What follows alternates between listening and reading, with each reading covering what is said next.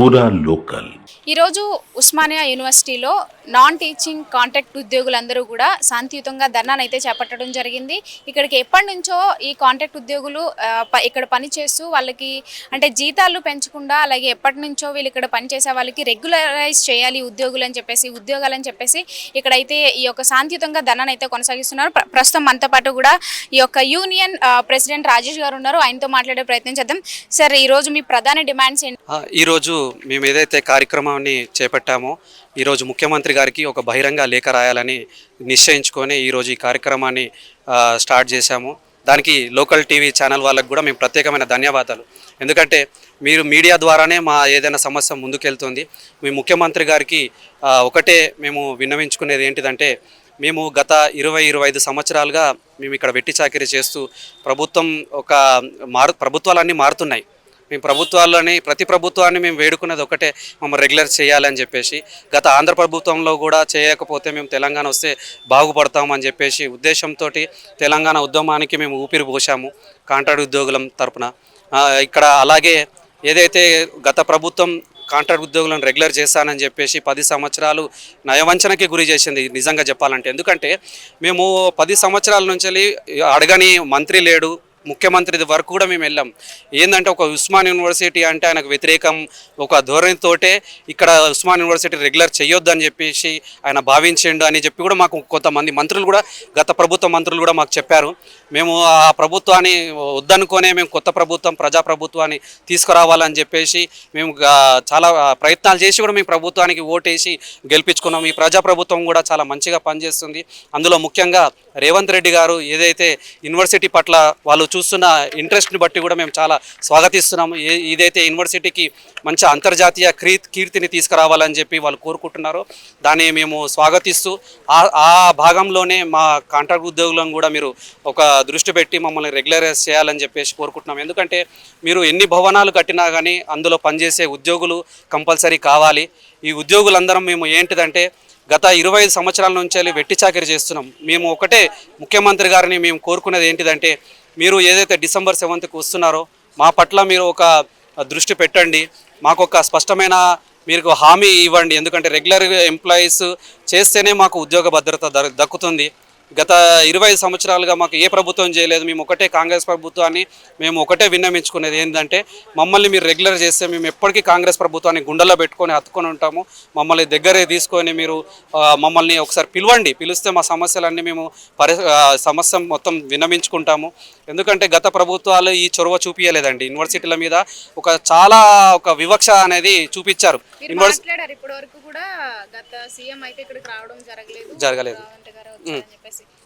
గతంలో అసలు మీకు ఏమీ జరగలేదా? గత ప్రభుత్వంలో జరిగిన దానికంటే మోసం ఎక్కువ జరిగిందండి.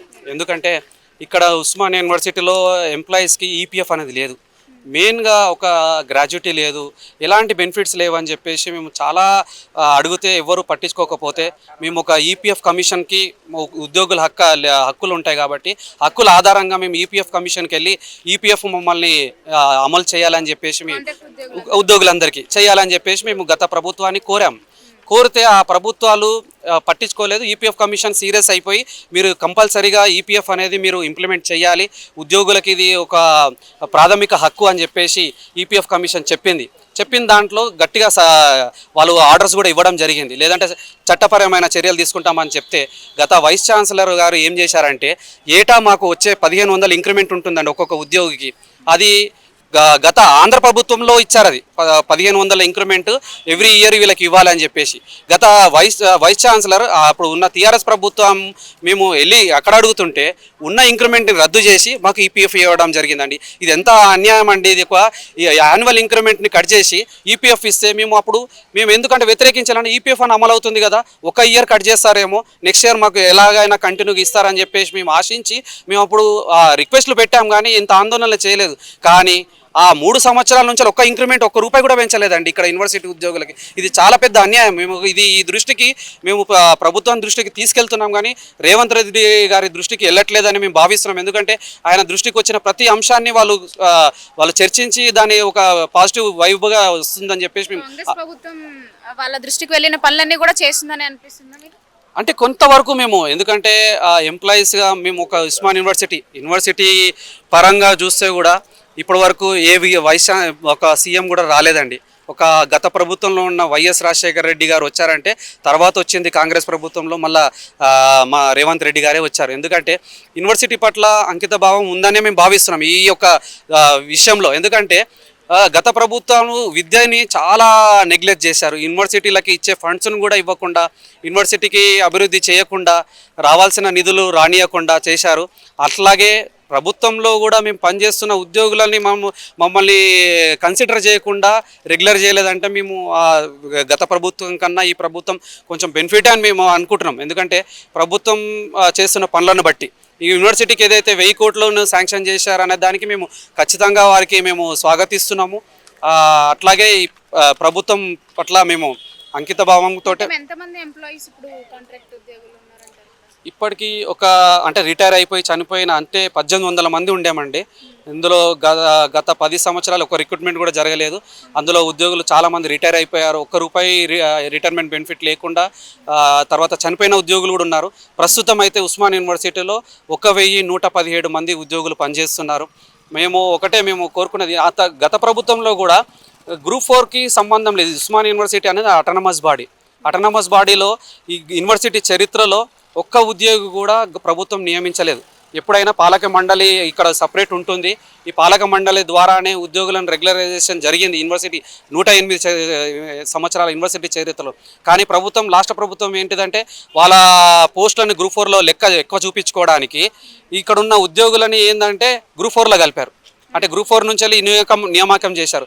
మేము అప్పుడు కూడా ప్రశ్నించడం జరిగింది. ఇప్పుడు మీరు ఇక్కడ గ్రూప్ 4 నుంచి వెళ్ళి మీరు రెగ్యులరైజ్ చేస్తే మమ్మల్ని ఏం చేస్తారు మీరు మేము అడిగితే వాళ్ళు ఒకటే మాట మాకు చెప్పింది ఏంటంటే మీకు 3000 ఉద్యోగాలు మీకు శాంక్షన్ పోస్ట్ ఉన్నాయి, అవి చేసినా కానీ మిమ్మల్ని మిగతా సెకండ్ దఫాలో మిమ్మల్ని చేస్తామని చెప్పి హామీ ఇవ్వడంతో మేము వెనక్కి తగ్గాం. కానీ ఇప్పటివరకు మాకు ఎలాంటి హామీకి ఎటు రూపం లేదు, ఏం లేదు. మమ్మల్ని పైపెచ్చు రెగ్యులర్ చేస్తామని చెప్పి ఇప్పటివరకు మోసం చేసింది.